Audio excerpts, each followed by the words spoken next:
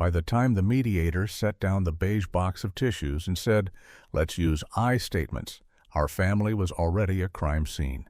Not with chalk outlines, but with the kind of silence you get in courtrooms and church basements, the kind that smells like coffee no one wants to drink.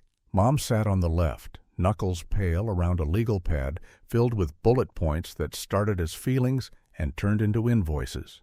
Dad sat on the right, wedding band twirling like a roulette wheel that kept landing on the same losing color.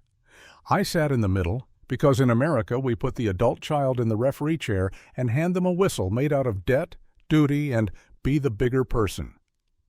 The mediator scribbled the word infidelity on the whiteboard, underlined it twice, and looked at my father like she was handing him the bill for the American Dream's warranty service. "Let's unpack the affair," she said, and the way she said affair had the sterile taste of a dental X-ray. What I wanted to say was that the affair didn't start with a kiss in a parking lot. It started the first time Dad came home with stories that felt laminated, smooth, shiny, impossible to fold. It started when the Little League season turned into work dinners, and when our Sunday grocery run to Trader Joe's became an hour of waiting in the car while he ran in for just seltzer. It started the day Mom stopped playing Sinatra while she cooked and switched to the dry cough of true crime podcasts that kept asking whether betrayal is a singular event or a culture you grow like sourdough. But the mediator didn't ask for all that. She asked for facts, dates, screenshots. So I said, there was a phone with a lipstick case. There were Apple Watch heart rates that spiked at odd hours. There was a hotel receipt tucked into a copy of The 7 Habits of Highly Effective People, which felt like a parody the universe wrote just for us. Mom took a breath and told the story like a deposition. She'd found the messages first, cute, flirty texts that seemed to have been written during a commercial break for a car insurance ad. "Can't stop thinking about last night," the woman wrote. "You and that dumb black hoodie." Something about the word dumb made Mom cry. Not the intimacy, not the cheating, not even the emojis that looked like confetti over a grave, just the casual meanness aimed at his clothing, as if even his fabric had joined the conspiracy. Dad tried to speak. He said words like mistake, midlife, connection, and the one word that made Mom's mouth go into a flat line, soulmate. It was almost funny, like a suburban sitcom that got too ambitious in season 6. Here is where the story should keep its solemn, linear dignity. A father's infidelity, a mother's heartbreak, a child's attempt to broker peace where there is none. But America is a country that mixes grief with spectacle, and somewhere between the second coffee refill and the whiteboard diagram of trust, something tilted. The mediator, maybe sensing our family's brand of toxic love, asked us to map timelines. Dad drew neat arrows. Mom drew thunderclouds. I drew a series of dots connected by red yarn in my head, because every podcast I'd ever hate listened to taught me that nothing is what it seems. What if the affair wasn't the disease, but the symptom? What if the whole cul-de-sac was a theater, the HOA a front, the book club a covert cell, the Pilates studio a recruitment center for people who said narrative too often? "Focus on facts," the mediator said again. So here's a fact. 2 nights before D-Day, I'd followed Dad. Not out of revenge, not because I'm proud, but because curiosity is just grief dressed in denim. He turned into a strip mall lot by the freeway where all the signage promised transformation. Lash Boutique, Miracle Smoothies, Eternal Pilates. I watched him enter the Pilates studio, then not exit with anyone. He emerged alone, smiling, as if something inside had been recalibrated. When the woman from the texts finally appeared, tall, soft laugh, expensive sandals, she walked not to his car, but to a black SUV with a bumper sticker I'd never seen before, a snakeskin pattern encircling a tiny suburban house. It was absurd. It was nothing. It was everything. In that moment, the serious documentary of my life began to edit itself into satire. The narrator in my head slipped into a voiceover like a Netflix limited series about betrayal in a zip code where nothing bad is supposed to happen. The score changed, and so did I. By lunch, the mediator had drawn 3 circles that overlapped like a Venn diagram. Family, cheating, healing. "You are somewhere in the shaded part," she said. We nodded like good Americans nod when therapy gives us geometry. What she didn't draw was the 4th circle already forming behind us: conspiracy. Because that night, after we left, the HOA newsletter landed in our inbox. Community BBQ this Saturday. Theme: New Beginnings. The flyer used a font that looked cheerful if you didn't know what to look for. But I had learned. Inside the lowercase g's were tiny coiled shapes. Snakes, or maybe question marks. Either way, a sign. And when the grill smoke rose on Saturday and curled into a shape I swear spelled the word rebirth, I realized our family's ruin wasn't a private tragedy. It was a ritual. It was a show. It was a door. And once a door appears in America, someone walks through it. We call it the summer of the grill because that's when the heat wouldn't let up, on the lawn, in the kitchen, under my skin. Dad started wearing that black hoodie like he'd joined a secret fraternity of men who'd lost the script and found a mantra on a podcast. Optimize, self-actualize, live your truth, even if it's zip-tied to betrayal. He jogged at twilight. He came home at odd angles. He canceled his seat on our 4th of July blanket because he needed space, a word like a firework, beautiful at the exact moment it explodes everything. I began keeping a notebook the way Americans keep receipts. It's not paranoia if you bullet point it. Tuesday. Dad says late meeting. DoorDash receipt shows sushi for 2 near Eternal Pilates. Thursday. A silver key appears on his keychain. Not for our house. Not for the storage unit. Teeth cut like a secret handshake. Saturday. HOA BBQ. The president, a retired dentist with the charisma of a traffic cone, gives a speech about community stewardship while the grill smoke writes cursive in the sky. The Pilates woman, her name is Lila, of course it's Lila, brings a quinoa salad and laughs with the book club whose books are never seen. When Dad passes her, their eyes don't touch. Too careful. That's how I know we're past the what-if stage and squarely in, of course, cheating loves choreography. Infidelity is a ballet with grocery bags. When you hunt for evidence, your world becomes a parody of itself. Every song on the radio is about betrayal. Every billboard a single-word sermon. Rebirth, renewal, revenge. My friends send me memes about toxic love like they're passing casseroles after a funeral. Even our dog looks at Dad differently, head tilted as if he too detects the scent of someone else's coconut lotion. At brunch, Mom slices pancakes into 4 perfect quarters and it says, "We're going to be okay." And the way she says okay sounds like a bridge toll. Pay to cross, pay to return, pay again, because this is America and bridges are businesses. The conspiracy thread pulls on me casually at first. Not a theory, just an itch. The HOA newsletter features a new column, Side Door Spotlight, Meet Your Neighbors. Each week a different resident. Smiling photos, bland bios, until I notice a pattern. Every Spotlight household owns a black SUV with that snakeskin house bumper sticker. And every household with chirpy understatement came to our community for a fresh start. Fresh from what exactly? The column calls their gatherings potlucks. The calendar calls them side door meetings. I ask around. No one has ever been invited. Not even the retired dentist's wife who knows everyone's trash day habits by heart. Then the podcast drops. The host is a guy who calls himself the cul-de-sac sleuth. He speaks in the soothing baritone of a yoga instructor who also sells knives. What if, he whispers, the American suburb was designed not to protect families, but to redistribute desire? What if the cul-de-sac isn't a dead end? It's a circle where energy is exchanged and vows are quietly renegotiated. It's ridiculous. I listened to all 8 episodes in a night, at 2 a.m., and with the kind of caffeine sobriety you only find in strip mall coffee, I pull the HOA plat map off the website and trace the walking paths. At 3 intersections, the paths form serpentine loops. At the center of each loop, a community amenity, a gym, a pool, a studio with mirrors.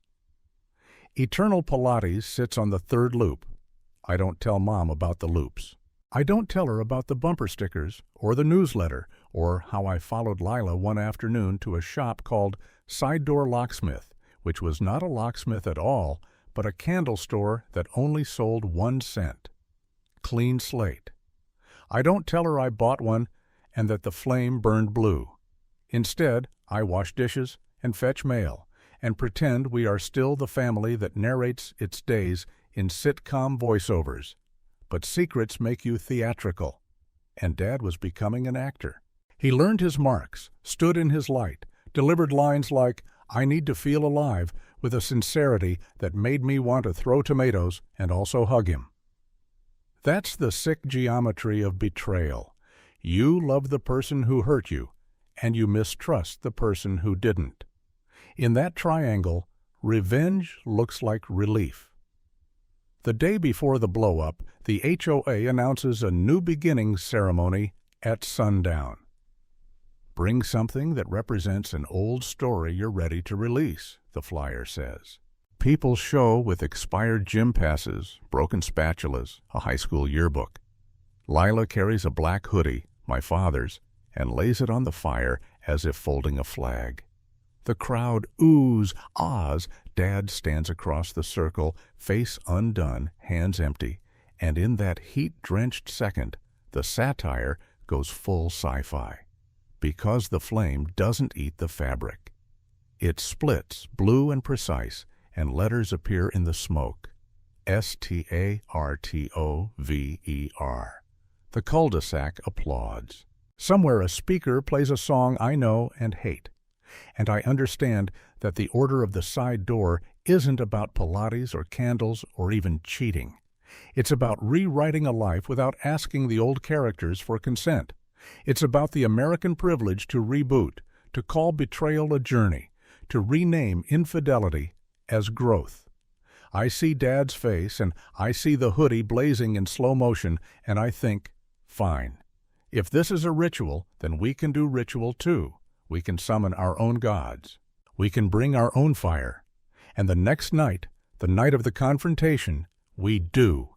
We stage it on the 4th of July, because if you're going to blow up a life, you might as well do it under legal fireworks. Mom cooks like she's feeding an army. I string patio lights with the calm of a person defusing a bomb. Our neighbors drift in with sides and smiles, and that watchful curiosity people wear around family drama the way birds tilt their heads at storms. Dad arrives late, the black hoodie knotted at his waist like a trophy he can't display. Lila does not arrive. The cul-de-sac sleuth would call this narrative economy. I call it mercy. By dessert, the laughter is a chalk drawing, visible but a trigger away from erasure. Mom clears her throat. We have something to say, she begins, and the patio becomes a courtroom without the wood. She lays out the timeline, the receipts, the texts, the hoodie, the ceremonies. She doesn't cry. She's a surgeon now, steady hands, clean cuts. Dad interrupts with, "We're separated in spirit," which is a sentence that belongs on a handmade soap label. Someone's paper plate folds in half. The fireworks start low, like a drum roll in the sky. It's so American, it hurts. Are you in love with her? I ask, pushing through the hush like a swimmer breaking the surface. Dad swallows. I'm in love with a version of myself, he says. She helps me find him. Comedy and tragedy clasp hands. The crowd hums. A neighbor whispers, "Toxic love," as if diagnosing a rash. A kid lights a sparkler and writes his name in the air, a glowing affidavit. Tell the rest, Mom says. Dad looks at the grill, the sky, the circle of faces waiting for a confession whose edges we already know. "There's more," he says, and the air pressure changes. A year ago, I started going to Eternal Pilates because my back hurt. I stayed because time felt different there. We did breath work. The mirrors didn't show you. They showed who you could be. Lila invited me to a side door meeting. They asked me what I wanted my life to be if I could reset. I said, less noise. I said, no scripts. You said, no family, Mom corrects, calm as a scalpel. He shakes his head. I said, a different family. And then he says it all, absurd and precise. How the meetings bend the narrative. How members step sideways into lives that rhyme with their old ones but are tuned to a different key. He tells us there's a house 3 streets over that looks like ours but isn't. That there's a boy who plays shortstop with my number but not my name. That there's a woman who laughs at the same jokes but from a throat that never survived Dad's first betrayal because in that world the betrayal wasn't his. We didn't cheat in that version, he says. We arrived. The patio does a collective blink. Someone laughs because sometimes laughter is the only pressure valve left. It sounds like a parody of a talk show episode where the audience holds up scorecards. Plausible, impossible, please seek help. But I remember the flame letters. I remember the bumper stickers and the snakes and the circles. And I think, what if the difference between sci-fi and suburb is only scale? What if infidelity is time travel? What if cheating is the body moving sideways before the mind asks permission? You want to live there, I say. He nods. I already do on Thursdays. And the fireworks reach their frenzy, white noise over a confession that refuses to be small. Mom doesn't break. She stands, lifts the hoodie, restituted from the ashes by a miracle no one had the energy to question, and says, "We are not a script you rewrite for your personal growth. We are a family, not a workshop." She hands him the fabric. Choose. Here, in this reality. For a moment he looks 14 and terrified. Then he says, in a voice that has carried me to school and tucked me into bed, and now tries to carry itself, I choose me. There it is, the American creed, weaponized. The crowd exhales a sound like a verdict. Mom nods once, a judge who has run out of leniency. She turns to the table and methodically divides everything by 2, plates, chairs, photos. She takes the wedding album and slides half the pages into a separate binder labeled Evidence. It is petty and holy and perfect. My chest feels like a door kicked from both sides. On the street, the finale ignites. White flower explosions, silver weeping willows, gold comets. And in their light, I see Dad step backward toward the side gate, toward the side street, toward the side door of a life where we are a rumor. What now? A neighbor asked later when the smoke has settled and the lawn is a confetti graveyard. Now, I say, we decide what the opposite of sideways looks like. The morning after feels like the first hour after a hurricane. Sky too clean, birds too polite, the driveway a still life of forgotten plastic forks, and the wedding album reborn as case law.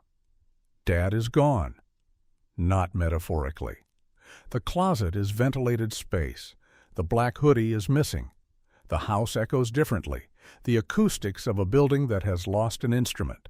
Mom moves through rooms with the slow grace of a patient learning stairs again. We don't talk about revenge. We talk about trash day. We talk about insurance. We talk about who gets the dog on Thursdays, even though Thursdays now sound like a portal opening in my head. In America, we process catastrophe by narrating it, so I start a podcast because of course I do. I call it The Side Door Files, and I record the first episode in my car outside Eternal Pilates because I need the smell of rubber mats and eucalyptus to make the words believable to myself. I tell our story straight at first. A father, an affair, a family, a ruin. Then I let the C-tire in like a draft. I report the HOA newsletter like it's a communique from a parallel government. I give the Order of the Side Door a theme song that winks at X-Files and PTA bake sales. I interview neighbors who speak in whisper codes about infidelity while holding Tupperware. It is ridiculous and true. Our downloads spike because Americans love a betrayal we can listen to during commutes. They message me phrases like toxic love and cheating is a culture, and my dad did this too, except the portal was CrossFit. I answer kindly. I send resources. I do not forgive my father on air. Healing starts cheap. We replace the front door lock not because we need to, but because the clicking sound says, we live here on purpose. We rearrange furniture to break old sight lines. We attend family therapy in a strip mall office between a vape shop and a tax prep place that still advertises 2021 refunds. The therapist asks us to name values. Mom says, dignity. I say, honesty. The dog says, treat, which translates. We practice forward motion. We take weekend trips to quiet towns that look like ours but aren't. We stand in little museums and look at curated ruins. A miner's lunch pail, a prom dress, a broken hymn book. We learn that objects survive betrayal better than people do because objects don't have to remake themselves. Dad writes twice, postcards with beaches on the front and apologies on the back. He uses the word journey, which is the way people say, I blew up the life we shared, and I'm making it sound like a hike. He says he hopes we can all be a family again someday, which is either hubris or longing. Mom pins the cards to a corkboard and circles his new return address in red like a teacher grading a test. Incomplete thesis, decent penmanship, F for ethics. Some nights I drive past that address and the SUV with the snakeskin house bumper sticker gleams in the street light like a wink I refuse to return. Here is the part where the conspiracy could swallow me whole. I could chart the side door's membership.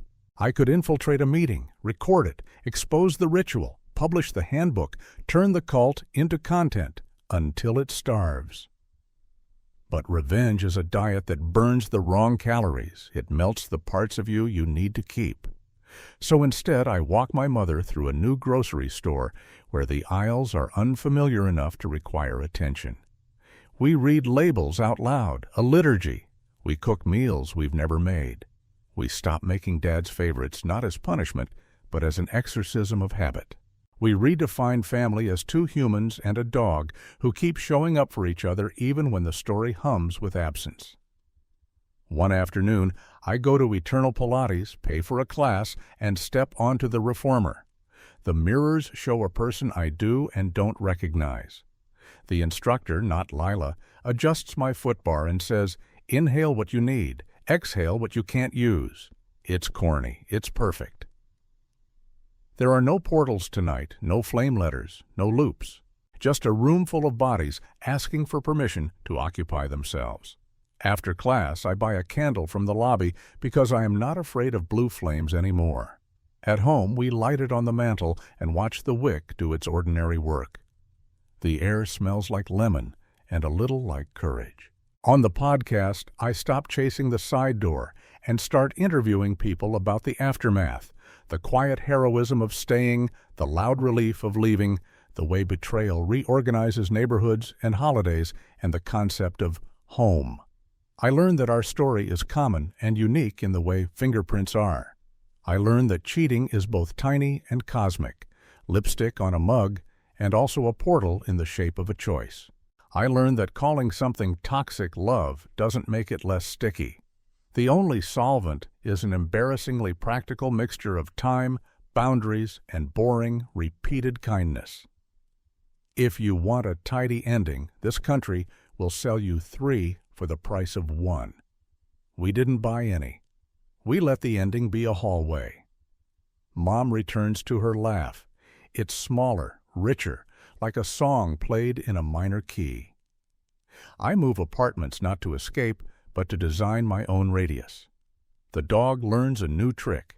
Stay. On Thursdays, I sometimes feel a tug in the air like a sideways wind. I let it pass without stepping. The side door still exists. It's the front door that matters. And when Dad calls from a number that comes in as possible spam, sometimes I answer. We talk weather. We talk baseball. We don't talk portals. Once, though, he says, "I heard your latest episode. You made me a character." I say softly, "You did that first." He is quiet long enough to hear his own breathing. "I hope you're well," he says. It's not an apology. It's not nothing.